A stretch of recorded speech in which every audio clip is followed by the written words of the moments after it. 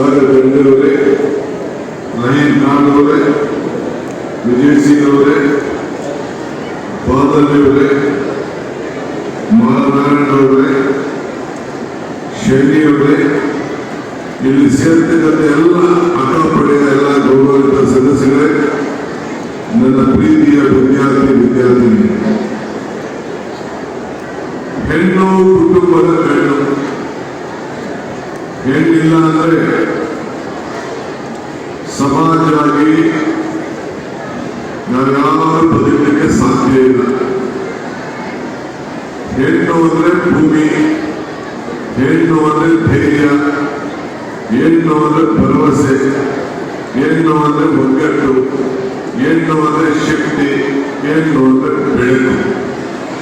ಈ ಬೆಳಕನ್ನ ನಿಮ್ಮೆಲ್ಲರ ಮಾರ್ಗದರ್ಶನಂತೆ, ನಿಮ್ಮೆಲ್ಲರ ಶ್ರಮದಂತೆ ಪ್ರತಿಯೊಂದು ಕುಟುಂಬ ಕೂಡ ಇವತ್ತು ಬೆಳೀತಾ ಇದೆ. ಇವತ್ತು ನಾರಿ ಶಕ್ತಿ ದೇಶದ ಶಕ್ತಿ. ಕರ್ನಾಟಕದಲ್ಲಿ ಬಹಳ ವೀರ ವನಿತೆಯರು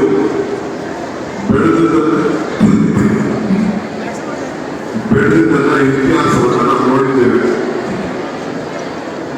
ನಾನು ಇವತ್ತು ನನ್ನ ಮುಖ್ಯಮಂತ್ರಿ ಆದಮೇಲೆ ಸರ್ಕಾರದಲ್ಲಿ ಬರದ ವೀಕ್ಷಣೆ ಕಾರ್ಯಕ್ರಮವನ್ನು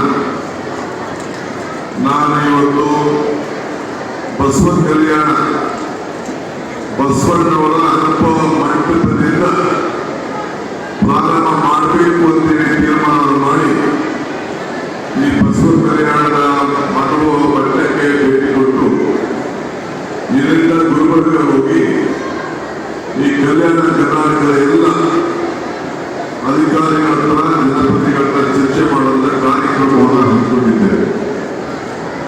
ಯಾವ ಗ್ರಾಮಕ್ಕೂ ಗ್ರಾಮ ದೇವತೆ ಯಾವುದು ಅಂತ ನಾವು ಕೇಳ್ತೀವಿ.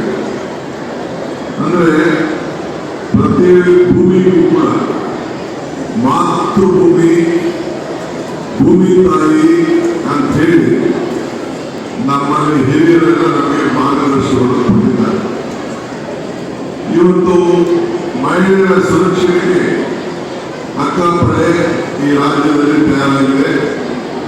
ನಮ್ಮ ಸರ್ಕಾರ ಶ್ರೀಮತಿ ಲಕ್ಷ್ಮೀ ಹೆಬ್ಬಾಳ್ಕರ್ ಅವರು ಅವರ ಮುಖಂಡತ್ವದಲ್ಲಿ ಈ ಕಾರ್ಯಪಡೆ ಇವತ್ತು ಬಹಳ ಚೆನ್ನಾಗಿ ಹೊಸದಾಗಿ ಬೆಳೀತಾ ಇದೆ.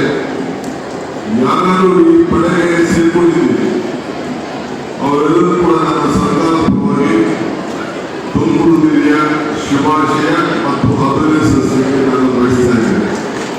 ನಿಮ್ಮ ಹೋರಾಟ, ನಿಮ್ಮ ಶ್ರಮ, ನಿಮ್ಮ ಶಕ್ತಿ, ನಿಮ್ಮ ಧೈರ್ಯ, ನಿಮ್ಮ ಸಾಧನೆ ಖಂಡಿತ ನಿಮ್ಮೆಲ್ಲರೂ ಕೂಡ ಫಲ ಸಿಗ್ತದೆ. ಮುಂದಿನ ದಿನದಲ್ಲಿ ಒಂದು ಐತಿಹಾಸಿಕವಾದಂಥ ತೀರ್ಮಾನವನ್ನು ಮಾಡ್ತೀವಿ ನಮ್ಮ ಸರ್ಕಾರ. ಈಗಾಗಲೇ ಹೆಣ್ಣು ಮಕ್ಕಳಿಗೆ ಅನೇಕ ಗ್ಯಾರಂಟಿಗಳನ್ನು ಕೊಟ್ಟು ಶಕ್ತಿ, ಗೃಹಲಕ್ಷ್ಮಿ, ಗೃಹಜ್ಯೋತಿ ಇವೆಲ್ಲ ಕಾರ್ಯಕ್ರಮಗಳನ್ನು ಹೆಣ್ಣಿಗೆ ಮೀಸಲಾತಿಯಾಗಿ ಕೊಟ್ಟು ನಿಮ್ಮ ಬದುಕನ್ನು ಕಟ್ಕೊಳ್ಳಲಿಕ್ಕೆ ನಮ್ಮ ಸರ್ಕಾರ ತೀರ್ಮಾನವನ್ನು ಮಾಡಿದೆ. ಇದಲ್ಲದೆ ನಿಮ್ಮೆಲ್ಲರೂ ಕೂಡ ಹೆಣ್ಣು ಮತ್ತು ಯುವಕರು ಎಲ್ಲ ಸೇರಿ 16 ವರ್ಷದಿಂದ 35 ವರ್ಷ ಕೂಡ ಪ್ರತಿ ಪಂಚಾಯತ್ ಕೂಡ ನಿಮ್ಮ ಸಂಘಟನೆ, ನಿಮ್ಮ ಕ್ರೀಡೆ, ನಿಮ್ಮ ಸಂಸ್ಕೃತಿ, ನಿಮ್ಮ ಸಂವಿಧಾನ ಒಗ್ಗಟ್ಟಿನ ಬದುಕಿಗೆ ಜಾತಿ ತತ್ವವನ್ನು ನಾವು ಉಳಿಸಿಕೊಂಡು ನೀವೆಲ್ಲ ಜೀವನದಲ್ಲಿ ಈ ದೇಶದ ಐಕ್ಯತೆ, ಸಮಗ್ರತೆ ಮತ್ತು ಶಾಂತಿಯನ್ನು ಕಾಪಾಡಬೇಕು ಅಂತ ಹೇಳಿ ಈಗಾಗಲೇ 10,000 ಪಡೆಗಳನ್ನ ರಚನೆ ಮಾಡಲಿಕ್ಕೆ ಸರ್ಕಾರ ಈಗ ಆದೇಶವನ್ನು ಕೊಟ್ಟಿದೆ.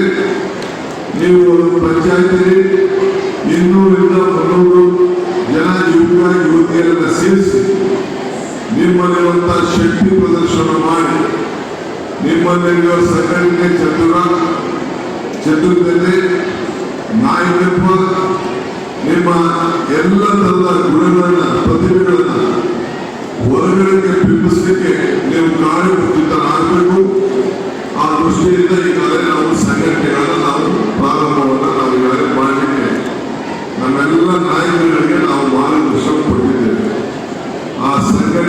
ಹೆಸರು ಭಾರತ್ ಜೋಡೋ ಯುವ ಶಕ್ತಿ ಸಂಘ ಅಂತೇಳಿ ಈಗಾಗಲೇ ನಾವು ತೀರ್ಮಾನವನ್ನು ನಾವು ಮಾಡಿದ್ದೇವೆ.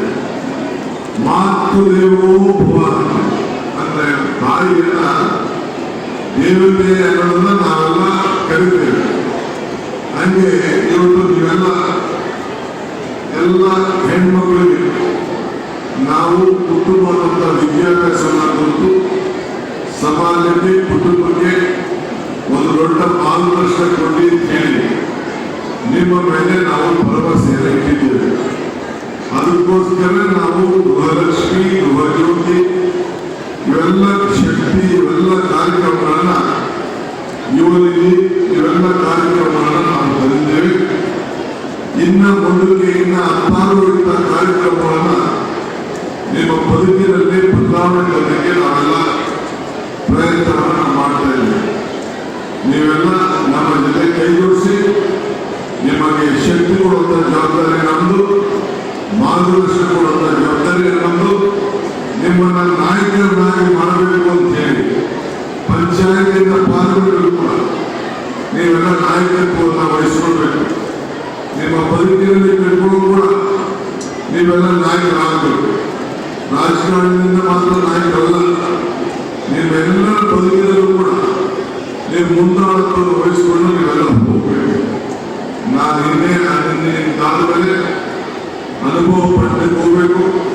ಅದಾದ ಮೇಲೆ ನಮ್ಮ ಬೀದರ್ನಲ್ಲಿ ನಮ್ಮ ಕಾರ್ಯಕರ್ತ ಸಭೆ ಇದೆ, ಅದನ್ನು ಮುಗಿಸಿ ಗುಲ್ಬರ್ಗಕ್ಕೆ ಹೋಗುತ್ತಿದ್ದೇನೆ.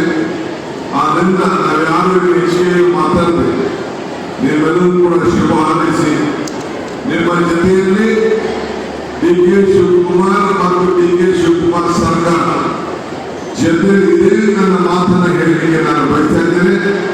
ನೀವೆಲ್ಲ ನನ್ನ ಸೋದರಿಯರು, ಯುವ ಮಿತ್ರರು, ನೀವೆಲ್ಲ ನನಗೆ ಶಕ್ತಿಯನ್ನು ತುಂಬಿ ನಾನು ಕೂಡ ನಮ್ಮ ಸರ್ಕಾರ ಕೂಡ ನಿಮಗೆಲ್ಲ ಶಕ್ತಿಯನ್ನು ಕೊಡಲಿಕ್ಕೆ ಬದ್ಧವಾಗಿದೆ ಅನ್ನೋ ಮಾತನ್ನ ಹೇಳಿ ನನ್ನ ಮಾತನ್ನು ಮುಗಿಸ್ತೇನೆ. ಜೈ